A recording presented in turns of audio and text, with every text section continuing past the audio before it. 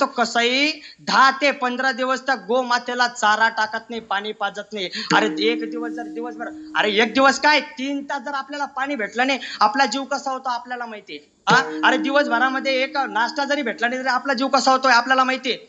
महाराज 10 ते 15 दिवस त्या गोमातेला, बरं का महाराज, चारा पाणी हा विषय नसतो.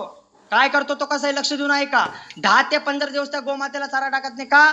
त्या गोमातेच्या पोटातलं गोमूत्र आणि शेण हे बाहेर पडावं.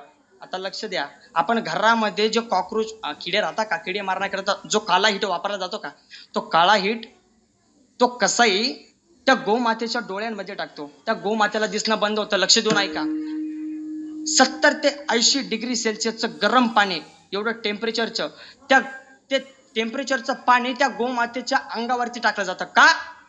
कारण त्या गोमातेची कातडी नरम व्हावी आणि बाजारामध्ये जास्त भावाने विकावी, याकरता तो गरम पाणी टाकतो. महाराज इतका अनन्वित छळ त्या गोमातेसोबत होतो. अरे ते ती दोरी राहते, ती गळ्याला बांधतो. गळ्याला बांधल्यानंतर असा पाता असतो महाराज समोर, ओढत ओढत ओढत त्या पात्यापर्यंत नेलं जातं. वरून पाता पडतो. अरे त्या गोमातेचे 2 भाग होता. अरे तो 20,000 घेऊन घरी आला. अरे तिकडे गोमातेचे तुकडे झाले. आपण म्हणतो ना, अरे पाऊस पडत नाही, अरे तो आजारी आहे, त्याच्या घरामध्ये दुःखच चालू आहे. याचं कारणच ते, ज्यांनी आतापर्यंत गोमाता कत्तलखान्याला दिली त्यांचं आतापर्यंत कधी कल्याण झालं नाही. आणि महाराज शपथ घेऊन सांगतो, ज्यांनी आतापर्यंत गोमाता कत्तलखान्याला दिली त्यांचं कल्याण आयुष्यामध्ये होणार नाही. लक्ष देऊन ऐका. सामान्य गोष्ट नाही ना. ठीक आहे, आटला तू कत्तलखान्यात दिलं. अरे जसा गाईचा पाना आटतो तसं तुझ्या माईचा पण पाना आटतो. मग गाईचा पाना आटल्यानंतर तू कत्तलखान्यात देतो, मग तुझा माईचा पाना आटल्यानंतर तुझ्या माईला दे ना कत्तलखान्यात, का देत नाही तिला?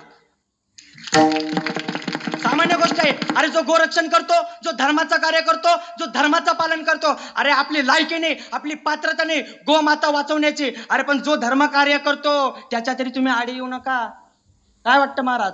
अरे त्याच्यात तुम्ही समोर जाऊ नका. अरे जो धर्म कार्य करायचं त्याला धर्म कार्य करू द्या. सामान्य गोष्ट नाही. अरे एक गोमाता वाचवण्याचं पुण्य म्हणजे 33 कोटी देवी देवता तुम्ही एका ठिकाणी वाचवले, आणि त्याच गाडीमध्ये जर 50 गोमाता वाचवल्याचं पुण्य तुम्हाला भेटलं तर किती पुण्यवान आहात. अरे माझे एकच विषय मांडतो तुमच्या समोर. महाराज जो धर्म कार्य करत असेल, जो धर्माचं पालन करत असेल, जो गोमातेचं रक्षण करत असेल,